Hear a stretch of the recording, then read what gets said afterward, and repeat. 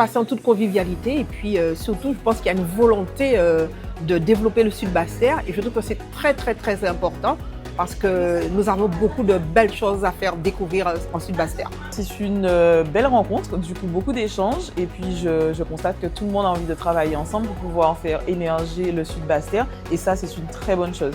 Je suis très contente de cette première rencontre avec les autres élus et j'ai l'impression que nous partageons les mêmes idées et nous allons dans la même direction. Très belle rencontre et c'est vrai que la réélection de Madame Bayet, elle a fait l'unanimité ce soir au niveau de l'OTI, donc c'est le travail qui continue, qu'elle a bien commencé.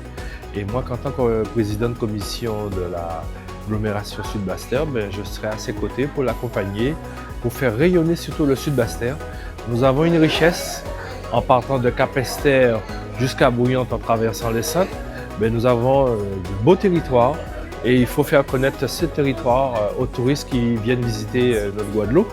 Donc nous allons tous ensemble travailler de concert à faire rehausser le Sud-Basse-Terre à travers l'OTI. On a pu élire la présidente et organiser l'équipe de travail pour les prochaines années.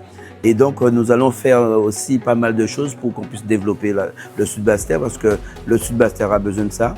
Et donc on est là ce soir pour qu'on puisse travailler et faire comprendre que le Sud-Basse-Terre a un potentiel assez énorme. Une première séance très intéressante et dynamique. Donc elle nous a permis justement d'élire la nouvelle présidente de l'Office de tourisme intercommunal.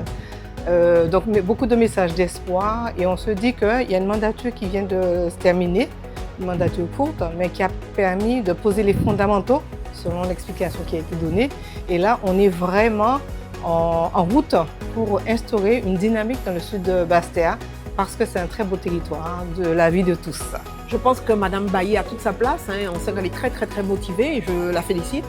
Et je pense que vous avez vu, c'était à l'unanimité et elle est là, elle en vit, elle en donne et puis c'est très, très bien pour tout le monde. Elle maîtrise très bien son sujet et puis elle est passionnée par ce qu'elle fait. Donc je pense que c'est tout naturellement qu'on l'a remise à sa place, tout simplement. Bien, parce que j'y étais lors de la précédente mandature. Donc c'est des collègues que je connais, c'est une présidente réélue que je connais ses méthodes, je connais son fonctionnement et donc je n'ai pas de difficulté à m'adapter. Et puis ceux qui sont arrivés, je pense qu'on a de bonnes intentions pour pouvoir développer le Sud-Basse-Terre.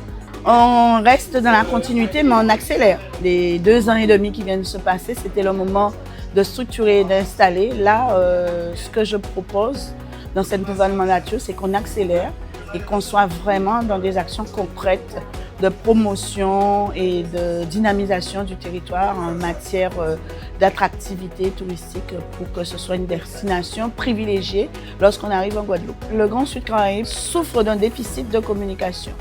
Et il nous appartient à nous, acteurs institutionnels, d'impulser justement l'optimisation de la communication de notre territoire, de nos professionnels, pour qu'on crée ce dynamisme. Beaucoup de gens viennent dans le Sud Caraïbes, les acteurs même du territoire, s'ils ne se battent pas, il n'y a pas les retombées économiques qu'ils devraient avoir alors que le territoire regorge de potentiel et que la marge de progrès est énorme.